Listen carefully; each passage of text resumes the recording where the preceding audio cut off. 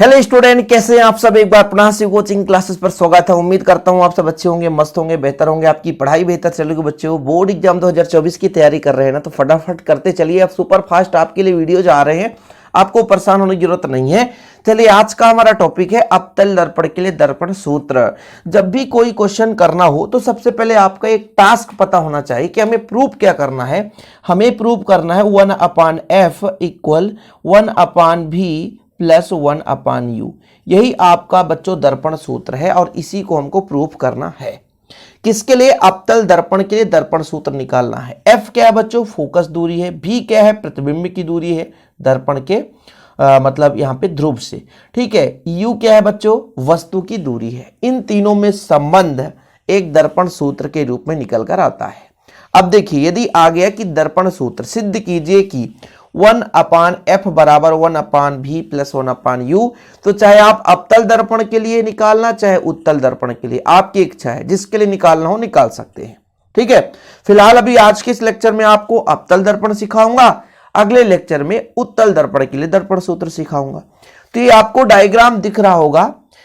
अवतल दर्पण का पहचान क्या होता है कि परावर्तक पृष्ठ बच्चों दबा हुआ रहता है। यहां पर देखो, ये एमपीएन एक आपका अवतल दर्पण है जिसका परावर्तक पृष्ठ दबा हुआ है, नजर आ रहा होगा। ये आपका परावर्तक पृष्ठ दबा हुआ है। अभी यही परावर्तक पृष्ठ उभरा हुआ होता तो फिर आपका हो जाता उत्तल दर्पण। अब इसके बारे में थोड़ा सा जानकारी ले लेता हूं। ये आपका एक दर्पण है, इसका जो सेंटर पॉइंट होता है वो कहलाता है ध्रुव। क्या कहलाता है? ध्रुव। ये पी ध्रुव कैसे बना? ये आपका दर्पण है बच्चों एमपीएन, और यहां पे जो सेंटर पॉइंट है उसको हम बोलते हैं ध्रुव। क्या? ध्रुव। अब जब बात आ जाता बच्चों वक्रता केंद्र की, सी क्या है, तो ये जो हमारा छोटा सा दर्पण दिख रहा है अल्पांश, है किसी न किसी गोले का भाग है। इसको आगे बढ़ाएंगे तो एक गोला बनेगा। सही है। और उसी गोले का केंद्र वक्रता केंद्र कहलाता है। फिर वक्रता केंद्र और P के बीच की दूरी, वक्रता केंद्र और ध्रुव के बीच की दूरी वक्रता त्रिज्या कहलाती है, यानी R। अर्थात हम ये भी कह सकते हैं कि जैसे हमने कहा कि ये गोला है, ये दर्पण है, वो किसी गोले का भाग है। भाई एमपीएन एक जो दर्पण है वो किसी गोले का भाग है। यदि इसको आगे बढ़ाएंगे तो एक गोला बनेगा। उस गोले का केंद्र वक्रता केंद्र कहलाता है और उस गोले की त्रिज्या वक्रता त्रिज्या है, यानी पीसी जो है वक्रता त्रिज्या है। मैं अभी डायग्राम भी बना के समझाऊं, लेकिन अभी यहां पे इस डायग्राम से थोड़ा सा समझने की कोशिश करो। अब जैसे कोई पूछता है कि भाई साहब मुख्य फोकस क्या है, तो मुख्य फोकस की परिभाषा क्या होती है, इसके बारे में भी जानना जरूरी है कि मुख्य फोकस है क्या। जैसे आप लोग समझो, यदि हम मुख्य फोकस की बात करें तो यदि हम मान लें कि हमारा ये दर्पण है, दर्पण के सामने मुख्य अक्ष पर, ये मुख्य अक्ष है, ठीक है, एक वस्तु रखी है और वस्तु से प्रकाश किरण चलती है किसके समांतर? मुख्य अक्ष के समांतर, और परावर्तन के फलस्वरूप जिस बिंदु से होकर जाती है उसका मुख्य फोकस कहलाता है। भाई सब कुछ समझना जरूरी है ना कि ये सी क्या है। दर्पण जिस गोले का भाग है उसका केंद्र वक्रता केंद्र कहलाता है। दर्पण जिस गोले का भाग है उसकी त्रिज्या वक्रता त्रिज्या है। लेकिन ये मुख्य फोकस क्या है? मान लीजिए दर्पण के सम्मुख एक वस्तु रखा हुआ है, वस्तु से प्रकाश किरणें चलती है, मुख्य अक्ष के समांतर चलती है और परावर्तन के फलस्वरूप जिस बिंदु से होकर जाती है वो उसका बच्चों कहलाता है मुख्य फोकस। ठीक है। ये मुख्य फोकस एफ है और ध्रुव के बीच की दूरी को फोकस दूरी कहा जाता है। वही वक्रता त्रिज्या आप कहोगे कैपिटल आर है, क्योंकि भाई यहां ध्रुव और सी को मिलाने वाली रेखा जो है उसके बीच की दूरी आपका आर, यानी गोले का त्रिज्या ही आपका वक्रता त्रिज्या है, जो पीसी कैपिटल आर के बराबर होगा, पीएफ स्मॉल एफ के बराबर होगा, क्योंकि ध्रुव और फोकस के बीच की दूरी, ध्रुव और मुख्य फोकस के बीच की दूरी फोकस दूरी कहलाती है। इसलिए भैया जानना जरूरी है। ठीक, यहां तक क्लियर है, समझ में आ गया। अभी जो भी समझा रहा हूं बच्चों भी थोड़ी से आप लोग समझिए। मैं अभी डायग्राम बनाऊंगा अलग से, तब आपको क्लियर हो पाएगा। तो सबसे पहले मैं एक डायग्राम बनाता हूं बच्चों, यहां पर देखिएगा। तो सबसे पहले अपन को क्या बनाना है? अवतल दर्पण। तो अवतल दर्पण बनाने के लिए क्या तरीका है कि परावर्तक पृष्ठ दबा हुआ रहना चाहिए। तो बाहर लेप लगा दिया तो परावर्तक पृष्ठ अंदर का कहलाया तो दबा हुआ है। ठीक है। इसका मुख्य अक्ष कौन कहलाता है? जैसे सेंटर पॉइंट इसका ध्रुव हो गया, और मान लीजिए वक्रता केंद्र इधर है, और वक्रता केंद्र और ध्रुव को मिलाने वाली जो रेखा है बच्चों उसका मुख्य अक्ष कहलाती है। तो ये आपका सी हो गया। ठीक है। अब इसके मुख्य अक्ष पर एक वस्तु रखा हुआ है। मैंने कहा एक वस्तु है बच्चों, ए और बी एक वस्तु है। तो प्रकाश किरण यहां से चलेगी, तो माना गया कि एक प्रकाश किरण यहां से चली और यहाँ पे टकराई और वापस ऐसे चली गई। ठीक है, दूसरी प्रकाश किरण, भाई वस्तु से कई प्रकाश किरणें चलती, एक यहां से जाती है और टकरा करके पुनः वापस लौट जाती है। ठीक है, वापस लौट जाती है। अब यहां पर इसको हम मिलाते हैं। जो परावर्तित किरणें हैं, जैसे वस्तु से प्रकाश किरण चलती है, परावर्तन के फलस्वरूप जिस बिंदु पर मिलती है वहां पे प्रतिबिंब भी बनता है। दो परावर्तित किरणें मिल रही हैं, वहीं पे प्रतिबिंब बन जाता है, ध्यान रखिएगा। तो यदि मैं कह दूं यहाँ पे, तो ये बी डैश हो जाएगा, यहाँ पे ए डैश है, और इसका यहाँ पे भैया आपका एक फोकस बिंदु है। फोकस बिंदु कैसे हम निर्धारित करते हैं, हमने कहा ना, यदि मुख्य अक्ष के समांतर ऐसे प्रकाश किरण जाती, समझा रहा हूं सिर्फ, और परावर्तन के फलस्वरूप यहां से होकर जाती, ठीक है, और यहीं पे टकराती, तो मैं फिर से आपको बता रहा हूं कि मुख्य अक्ष के समांतर प्रकाश किरणें परावर्तन के फलस्वरूप मुख्य अक्ष के जिस बिंदु से होकर जाती है वो उसका मुख्य फोकस कहलाता है। क्या कहलाता है? मुख्य फोकस कहलाता है। ये यहां से होकर जाएगी तो इसका मुख्य फोकस है। अब इसी डायग्राम से आप लोग डिनोट करोगे कि भाई साहब हमने कहा कि वस्तु की दूरी मतलब P से B, वस्तु की दूरी P से B, वस्तु की दूरी को U से। अब दर्पण के किधर है? बाएं साइड है। यदि दाएं साइड होता तो प्लस में चलते। यदि हम कह दें P से B डैश, ये प्रतिबिंब की दूरी है, प्रतिबिंब की दूरी। P से F फोकस दूरी, इधर है बच्चों तो माइनस F। P से C तो आप कहोगे सर माइनस R। ये क्या है बच्चों? वक्रता त्रिज्या। जब भी दर्पण के बाएं साइड हम चलते हैं तो हमेशा ऋणात्मक माना जाता है। दर्पण के यदि हम दाएं साइड लेते तो हमेशा प्लस मानकर चलते। क्या मानकर चलते बच्चों? प्लस मानकर चलते। इतना क्लियर है? कोई दिक्कत तो नहीं है? आप लोगों ने पढ़ा है क्या कि R और F में संबंध R बराबर 2F होता है, माइनस रहेगा तो माइनस R बराबर माइनस 2F, या F बराबर R/2। इसको मैंने कराया था बच्चों, पिछले लेक्चर में कराया था कि दर्पण के लिए वक्रता त्रिज्या और फोकस दूरी में संबंध है। यहां तक क्लियर है बच्चों? अब इससे हम ये जो डायग्राम बनाए हैं ना, ये डायग्राम, वही डायग्राम यहां पर है। इसी डायग्राम के माध्यम से हम आपको समझाने की कोशिश करेंगे। सबसे पहले आप थोड़ा समझिएगा, एक त्रिभुज आपको ABC दिख रहा है, ये वाला त्रिभुज ABC, ये समरूप है ना, और समरूप त्रिभुज एक हम ले लेंगे।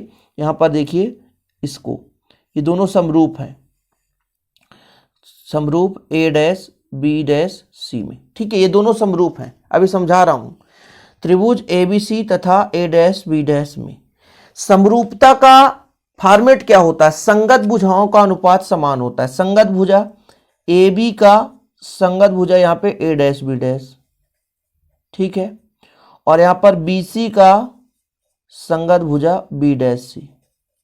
ठीक, इसको एक समीकरण दे दिया हमने। हम पहले दो त्रिभुज लिए हैं बच्चों, एक ये वाला त्रिभुज छोटा वाला और एक त्रिभुज ये वाला त्रिभुज लिए हैं और ये त्रिभुज लिए हैं। ठीक है, समझा रहा हूं। डायग्राम में गोदागादी इसलिए कर रहा हूं ताकि आपको समझ में आ जाए। मेन डायग्राम में कोई गोदागादी नहीं। अब दूसरा त्रिभुज लेंगे, देखिएगा जरा, थोड़ा समझिएगा। अब हम ABP लेंगे बच्चों, त्रिभुज ABP मतलब ये बड़ा वाला त्रिभुज, ठीक है, वाह त्रिभुज इधर से देखिएगा A dash B dash P में। थोड़ा समझने की कोशिश करेंगे, आसानी समझ में आ जाएगा। कुछ है ही नहीं है इसमें यार, संगत भुजाओं का अनुपात समान होता है।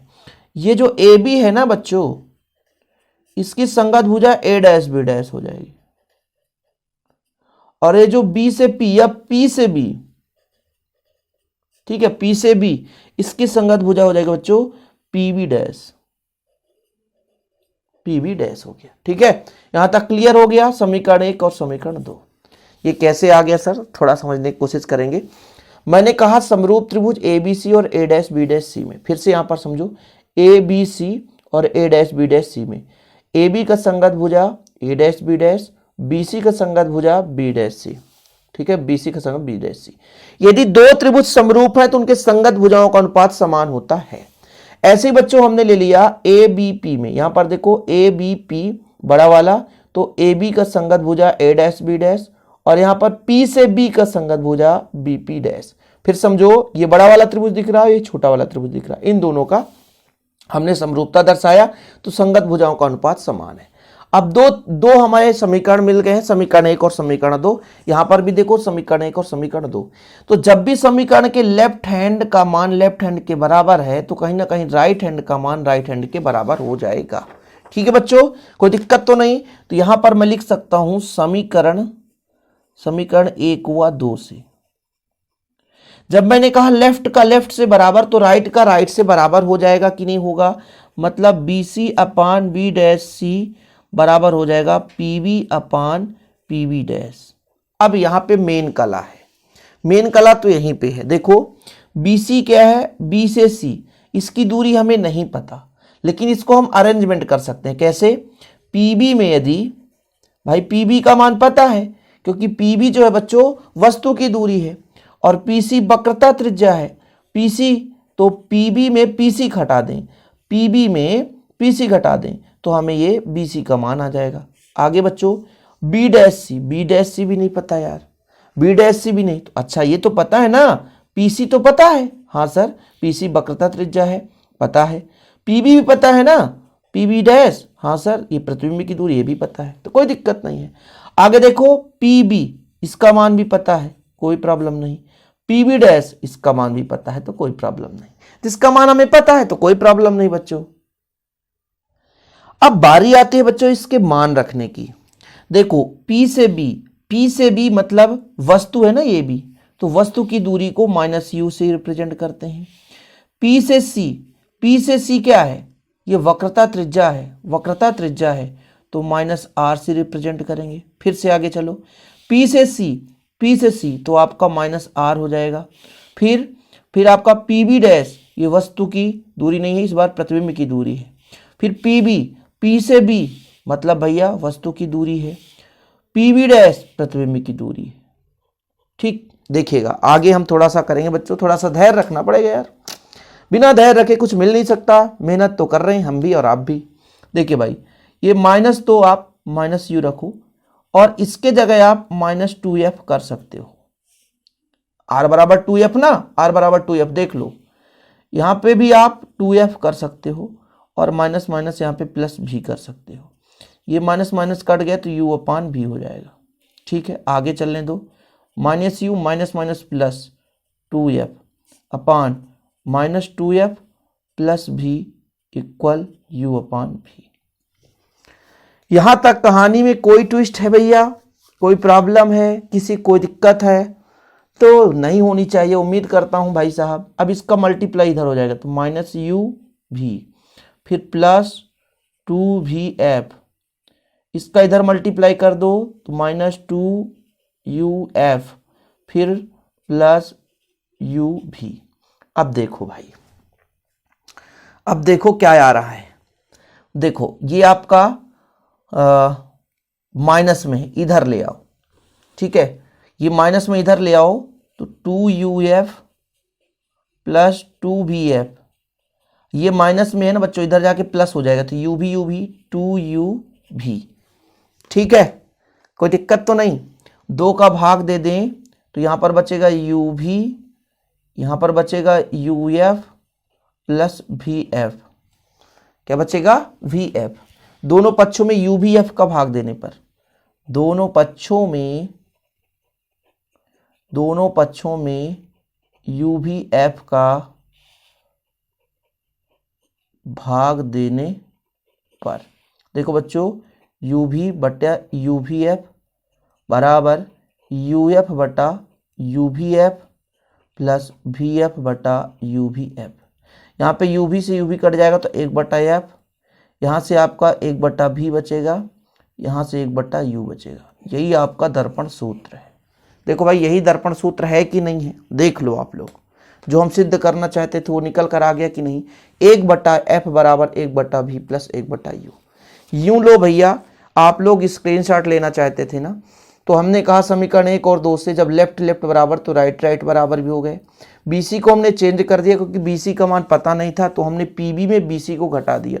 यहाँ पर देखो P से B में PC को घटाया, देखो जरा यहाँ से P और B है, इसमें PC को घटाया तो ये पहला वैल्यू आ जाएगा। ठीक है, ऐसे नीचे वाले वैल्यू कन्वर्ट कर दिया हमने।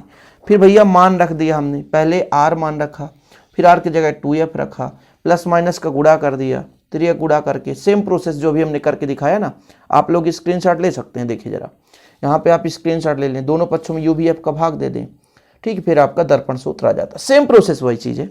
अब यही नोट्स आपको 100 रुपीज़ में दिए जाते हैं प्रॉपर रूप से। कॉन्टैक्ट नंबर लिख लीजिए 968529 968529 इस नंबर पर आप कॉन्टैक्ट करके नोट्स ले लें और प्रॉपर रूप से तैयारी करते चलें। आज के लिए इतना ही, मिलते हैं वीडियो के साथ बच्चों। जय हिंद, वंदे मातरम।